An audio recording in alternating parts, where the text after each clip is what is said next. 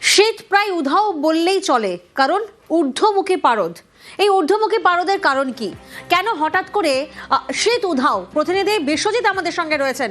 বিশ্বজিৎ, আমরা দেখছি সরস্বতী পুজোর আগেই ঊর্ধ্বমুখী পারদ, একটা গরম গরম অনুভূত আসছে। এর কারণটা কি? দেখো, একের পর এক পশ্চিমী ঝঞ্ঝা আসছে। আমরা জানি যে উত্তর পশ্চিম এবং উত্তরের যে শীতল হাওয়া, যেটাকে উত্তরে হাওয়া বলে, সেই উত্তরে হাওয়া এলেই তাপমাত্রা কমে এবং একটা শিরশিরানি ভাব, শীতের যে জমিয়ে শীতের জাঁকিয়ে শীতের আমেজ আসে, সেই উত্তরে হাওয়া বা উত্তর পশ্চিমের শীতল হাওয়াতে প্রাচীর হয়ে দাঁড়িয়েছে একের পর এক পশ্চিমী ঝঞ্ঝা। বিজ্ঞানীরা বলেন যে দুটি পশ্চিমী ঝঞ্ঝার মধ্যে যখন গ্যাপ থাকে তখনই শীতল হাওয়া বেশি আসে।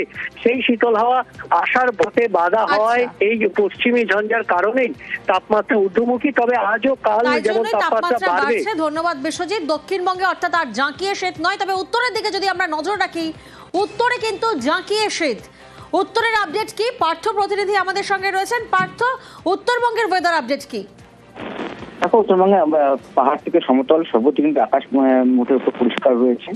তবে উত্তরে হাওয়ার জেরে কিন্তু হালকা ঠান্ডা কিন্তু এখনো অনুভূত হচ্ছে উত্তরে, এবং বিকেলের পরে তাপমাত্রার পারদ খানিকটা নামবে, বিশেষ করে পাহাড়ি এলাকায় অর্থাৎ দার্জিলিং, কার্শিয়াং, কালিম্পংয়ের পাশাপাশি সমতল ডুয়ার্স এবং আলিপুরদুয়ার কোচবিহারে কিন্তু তাপমাত্রা খানিকটা নামবে।